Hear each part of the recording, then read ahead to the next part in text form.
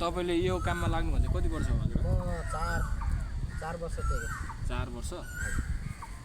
4 वर्ष भने तपाईको घर चाहिँ मेरो उदयपुर गाईघाट एउटा गाउँपालिका हैन, प्रदेश नम्बर 1 हैन। अमरबहादुर राउतको छोरा डम्बरमाया खड्का, महाराज खड्का मामाले हैन। हजुर। अनि म चाहिँ अब यो किनभने हाम्रो यो सनातन धर्मको निम्ति मैले चाहिँ आफ्नो घर परिवार, आफ्नो स्वास्नी छोराछोरी भए पनि नभए पनि आफ्नो म मर्दा पनि कसैले क्रियाकाज गर्न नपाउने र उनीहरू मर्दा पनि नगर्ने भनेर मैले यस्तो कसम बाजा खाएर म यसरी यो धर्ममा लागेको हो।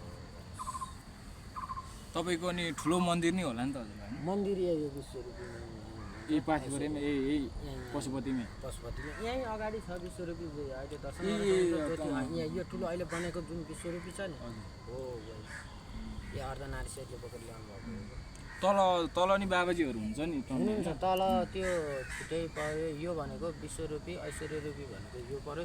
यो पशुपतिको शिर भनेको यसलाई भनिन्छ क्या, शिर यसलाई मानिन्छ। अरू तलतिर भनेको काठ परे ऊ भयो, मेन शिर यहाँ लास्ट पनि काट्दो रहेछ है?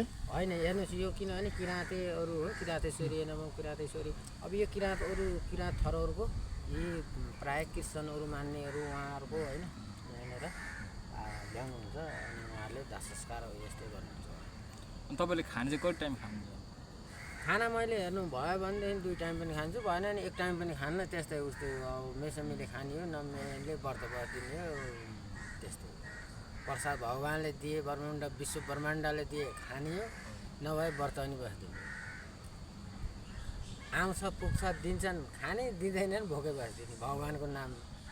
यस्तै यो गरे फाइदा हेर्नुहोस् अब यो गर्नको फाइदा उचित चाहिँ किनभने यो शान्ति आओ देशमा सबैको निम्ति भनेर, मेरो निम्ति मात्रै होइन सनातन सबला हुनु पर्यो भन्नको खातिर चाहिँ हामीले यो एउटा विश्व ब्रह्माण्डको हिन्दू राष्ट्रलाई चाहिँ तपाईँले हजुर प्राथमिकता मैले दिनलाई अहिले लागिमेली गरिरहेको हो।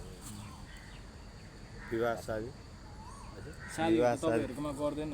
मैले बिहे सिए यस्तो मैले भने नि सन्यास भइसकेपछि मैले मेरो बाबुआमा मऱ्यो भने नि क्रियाकाज मबाट हुँदैन, मैले गर्दिनँ।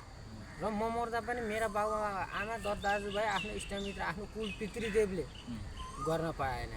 मेरो सिधै खडा हुनु पऱ्यो, मूर्ति पूजा हुनु पऱ्यो भन्ने म त्यो हिसाबमा कसम खाएर मैले गङ्गाजीमा गएर 108 डुबुल्का मारेर कसम खाएर मैले गुरुसँग यसरी वरदान लिएर म अहिलेसम्म घर नफर्केको 6 वर्ष भइसक्यो।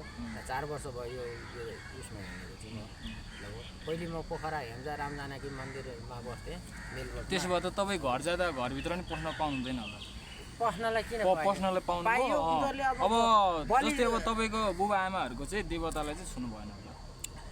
छुन मिल्यो तर उनीहरूले अब काटमार गर्नुहुन्छ मेरो बुवा मम्मीले भनेदेखि म भनेको एउटा नरिवलले पूजा गर्छु पाइयो, तर मैले पहिले पूजा गरेँ उनीहरूले गर्न पाएको।